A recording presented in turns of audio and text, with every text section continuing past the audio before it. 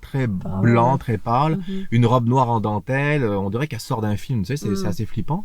Et elle a les yeux très bleus, tu sais. Donc forcément, c'est sûr Pâle, que... les yeux pâles. Oh ouais, à des notes du reste, fait que tu fais comme, oh, c'est quoi ça, tu sais. Puis, je sais pas pourquoi, mais la personne qui est avec moi me dit aussi, ouais, elle est bizarre, quoi, elle est louche. Alors, il y a de la musique dans le tapis, ça tape, boum, boum, boum, il y a vraiment on est très loin, etc. Et puis, à un moment donné, cette personne-là va au bar, moi je vais au bar aussi, et puis je regarde dans le reflet de la glace, dans le miroir en face. Ouais, parce le que, miroir du bar, là, où il y a plein de bouteilles d'alcool. C'est ça, où tu as toutes les bouteilles d'alcool, etc. Puis là, la barmaid est en train de servir des drinks et tout ça. Puis là, je regarde, puis je fais, merde, elle est où? Elle est à côté de moi, hein. Il y a elle, puis il y a un monsieur à côté de moi. Donc, mais il y a moi, un trou, et le monsieur. Mais elle est pas là. Donc, c'est vrai que les vampires, ils n'ont pas de reflet dans le Alors, miroir. j'ai pas dit que c'était un vampire. Ah, OK. J'ai dit simplement qu'il n'y avait pas son reflet dans le miroir. Bon. Le problème, c'est que la personne avec qui je suis, je lui demande de confirmer, puis il me fait une drôle de tête aussi en me disant, non, il n'y a rien, quoi. Donc là, qu'est-ce que je fais? Je tasse mon coude et je touche la personne qui est à côté de moi. Avec ton coude, Excusez-moi, excusez-moi. Donc je la touche physiquement. Et là, je regarde bien, mais elle n'est pas dedans. Pour voir si tu n'avais pas eu une hallucination. Oh non, elle est pas là. Surtout que tu ne bois pas d'alcool, ben non. On doit le souligner. Je ne bois pas, et la personne avec moi ne buvait pas. Drogue, rien du tout. Puis lucide, jamais. Et puis je buvais un Coke, un Coca-Cola, donc vraiment, ou un jus. Puis les gens qui me connaissent savaient très bien quand il y avait une tournée de shooter dans le bar, on disait bon, un shooter de jus pour Jean-Charles.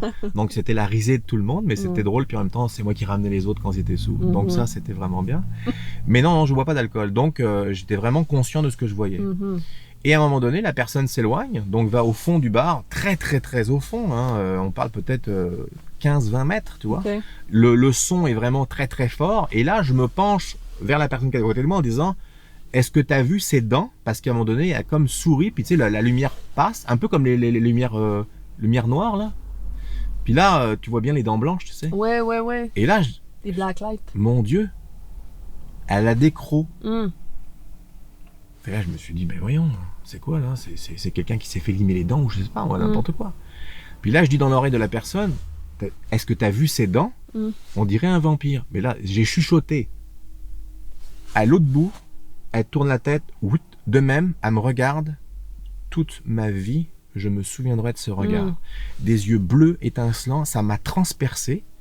Je suis pas un gars qui a peur, hein, dans la vie. J'ai souvent été en danger, j'ai jamais eu... Mais c'est une des fois où j'ai vraiment eu la frousse. Ah ouais. J'en reparle encore, puis je me sens tout bizarre. Ça t'a glacé le sang. Exactement. Et là, je me suis dit, les vampires existent.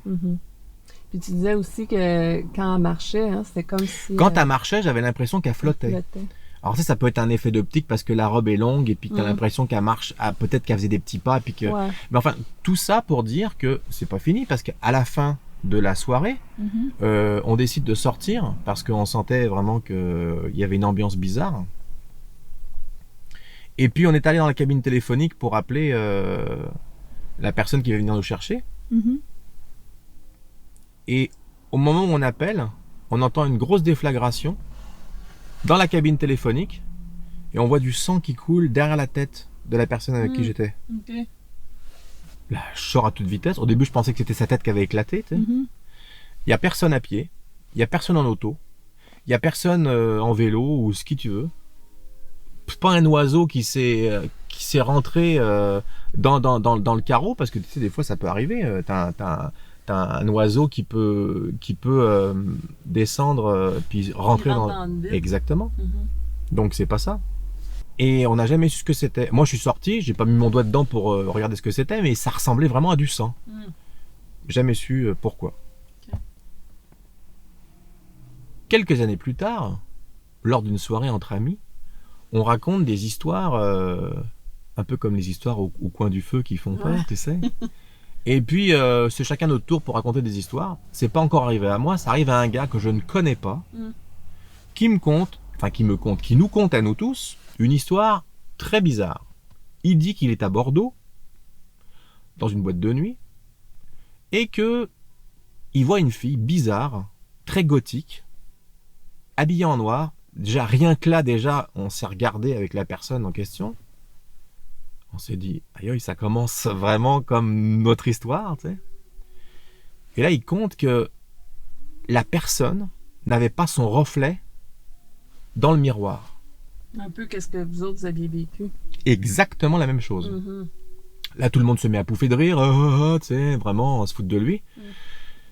Là, je fais, excusez-moi, mais c'est à mon tour de raconter une histoire. C'est la même. Oh, le froid que ça a fait. Au début, j'ai pensé que c'était peut-être un être interdimensionnel qui, par la pleine lune ou je sais pas quoi, était shifté puis est rentré là à ce moment-là, tu vois. Ouais. Là, je me suis dit, c'est possible que ce soit ça. Le fait qu'elle flottait, donc là, on peut tout expliquer sauf une chose. Parce que je sais très bien, il y a des gens qui vont dire ça. Le pas de reflet. Ah non, puis pas de reflet, c'est pas un effet d'optique, c'est pas une glace sans teint, parce que moi, j'étais dans la... Tu te voyais, moi, tu je me voyais voyais. le gars à côté d'elle. La barmaid, je la voyais. C'est ça. La personne à qui j'étais, je la voyais, qui me faisait des signes. Et il y avait un trou. Vraiment un trou, là. Il y avait rien. Et le gars qui nous a raconté cette histoire-là, il nous a raconté la même histoire. Ok? Et c'est pas fini, parce que quand il est sorti du bar, il avait peur. C'est normal, il n'était pas rassuré. Il sentait qu'il entendait des bruits de pas derrière lui. Il est rentré dans une ruelle. Ça ressemble vraiment à un film d'horreur. Ouais. Il y avait comme de la vapeur qui sortait dans la ruelle. Tu sais, vraiment le truc, là, comme le film Vampire, vous avez dit Vampire, là. Ça devait certainement être des bouches d'aération de restaurants qui crachaient de la fumée des fours, là, avec les escaliers en fer et tout ça. Et d'un coup, il se retourne, il voit rien, mais il sentait qu'il y avait quelqu'un derrière lui. Il entend des grands bruits de battements d'ailes au-dessus de lui. Il voit une ombre, il sait pas ce que c'est, puis plus rien. Pas plus rien, il a continué son chemin, puis il est parti. Il a osé en parler à personne parce qu'il avait peur de passer pour un fou. Ouais. La seule fois où il en a parlé, c'était pendant cette fameuse soirée.